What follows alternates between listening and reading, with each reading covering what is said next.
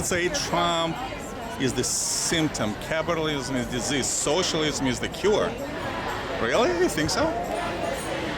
Socialism is the cure? How is it going to cure our capitalist ills? What do you think? How do you think that's going to happen? Any idea? What was that? I don't want to. You don't want to talk? All right. I mean, you're kind of protesting. You want to spread the word, no? So that other people would know what's on your mind, what you're advocating, yes. I would assume.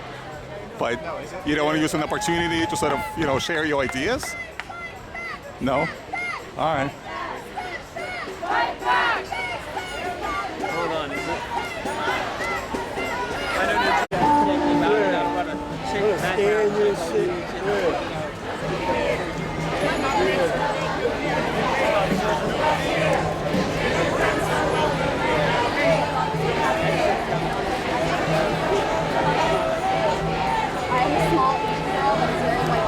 I'm not getting arrested.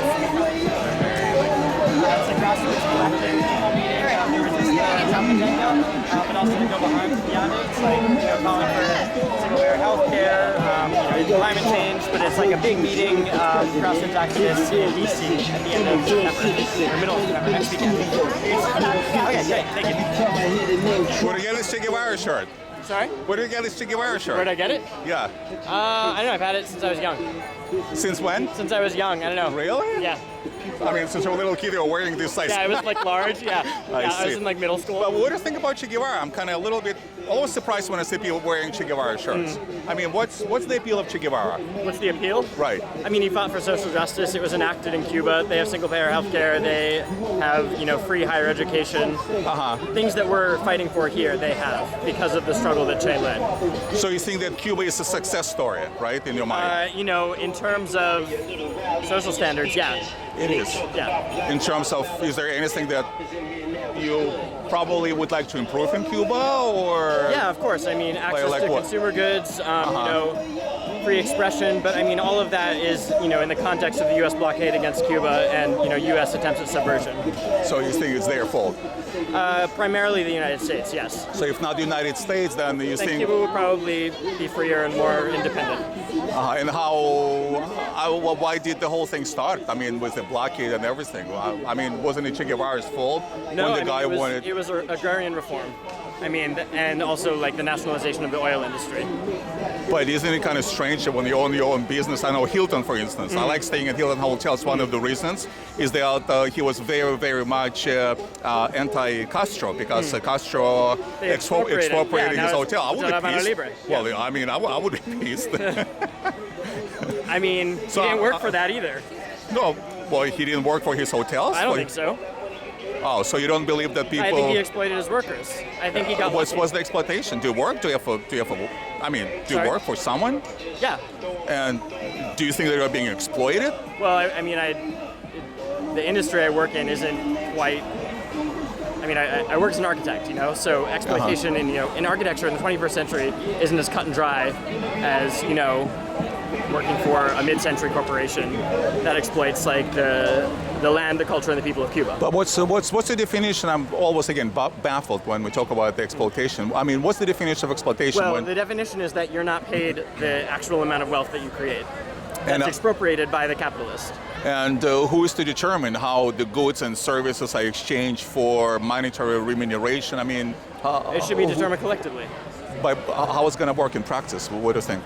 Well, I mean, practically... You don't mind picking your brains, right? Sorry? You don't mind me, talking to you? No, okay. It's fine.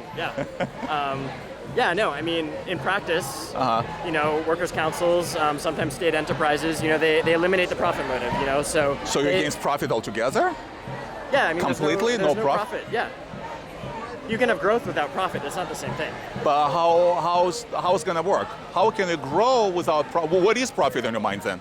No, if you can grow profit in the without capitalist system is just the surplus labor taken from working people and given to the capitalist class. It's not extra, it's not excess, it's the amount that's taken from the value of labor that working people create and given to the capitalists. But how is to be determined? Like, they claim $15 minimum wage as an example. I mean, we know that this kind of experiment, socialist experiment, was a little bit of a failure in the cities like Seattle, for example, because businesses. No, that's not true. I mean, That's not true. No, I mean the numbers aren't completely conclusive. Okay, so but getting to so in other words, what you're advocating, like Che Guevara guy, is socialism basically, right? Communism. So, but wasn't it something that was tried before and? Right, but I mean, look at success rate look wasn't at really what that great. has replaced it. I mean, I think the collapse of the Soviet Union, the collapse of the Eastern Bloc has been an absolute disaster for the people. Well, why is that? Well, I mean, unemployment skyrocketed, life expectancy dropped. The countries are emptying out; they're hemorrhaging young people because no one has jobs, which were guaranteed under socialism. So I mean, it's basically like social collapse. And how do you, in your mind, what do you think life was like in the USSR? I mean, It was difficult, of course. So But it it was not difficult in the same way. You never had to worry about, becoming bankrupt because you had a medical condition, like you do in the United States. But when we talk about the job, how do you think you get jobs over there and education and everything else? I mean, did you have like was better? I mean, than it is now in Russia. That's pretty much it was better. Yeah, I mean, really, you got to go for free. Many people got stipends to go. Higher education, Okay, but could you get like any degree in any place? Yes.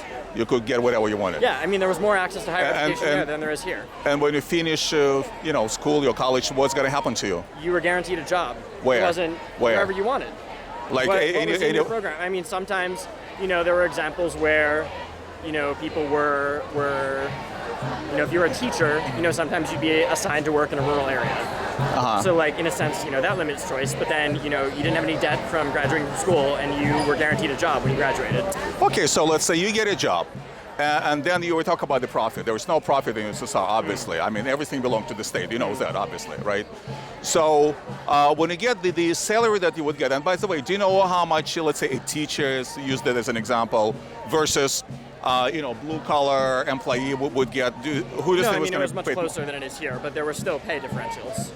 So who do you think was paid more, a blue-collar or a teacher? Teachers typically, yeah. It would paid more? Yeah. Well, actually, that's not exactly the case. Actually, that's the opposite. What about doctors? I mean, we're talking about really highly specialized profession. Are we talking about Cuba or are we talking about the Soviet Union? No, Soviet Union. Yeah, Soviet Union. I know. I mean, doctors made more than the blue-collar workers. Yeah. There were pay differentials. They weren't as high as they are in this society, but they existed. I see. And you see, you can go to any office, you can travel around the country, apply for a job, send your resumes, and that's how you would get a job. I'm sure. How did it work over there? I'm sure it was, determined by demand too. You didn't just get to go wherever you wanted, but you were still guaranteed constitutionally a job. And let's say this meager salary that you would get in rubles, what do you think you can buy for the money? Limited consumer goods, but all of your needs were taken care of. Like what? Like housing? I mean, housing, you could not legally pay more than 10% of your salary for housing in the Soviet Union. But where would it get in the first place? Where would it get the housing in the first? The state produces the housing. I mean, in this country, the state produces no housing. People are paying upwards of 50% of their entire salary to live. People are being driven out of their neighborhoods that they've lived in for decades. And because of real estate speculation. So it was like. So housing was better in the USSR than in America, you're saying, right? No, you can't. It's apples and oranges. I mean, you look at the most industrially developed, richest country in the world compared to a backwards, primarily agrarian country that becomes the second largest world power in a matter of decades. You can't compare the two. So, getting back again, I'm talking about the daily life in the USSR. So housing, I mean, have you heard of communal apartments in the USSR? Yeah. And by the way, how would you get to actually living in a certain place? How was housing distributed over there? I mean, did you have any concept how it was done? It was by the state. You applied. Applied to who? To the state bodies that dealt with housing. What's a state? The government. Government where? Local government, national government, or? I mean, no, they were constructed by local construction enterprises. It was locally determined. So somebody will construct this housing, right? And how would you get this housing? I don't know. I didn't live there. See, I did. Yeah. So I did. I came from USSR originally. And your picture of life in the USSR is so rosy and so far removed from reality. I'm talking about the difficulties of the USSR. I lived there in 29 years. It's not like my memories are, my little kindergarten. By 29 years old, I happened to live in communal apartments. I happened to finish school. I happened to finish the college. Not the one that I would go to because I wasn't the right religion or the right race. There was no religion. God was there. I was there. Now, to get an apartment in USSR, you don't get it from the government. you get it from the place of work. Now, you cannot choose the place of work whatever you want. You can't even, forget about moving. Yeah, I'm actually traveling. here to, support undocumented immigrants, so this is kind of a waste of my time. I see. All right. Thank you. Okay, sure, anytime.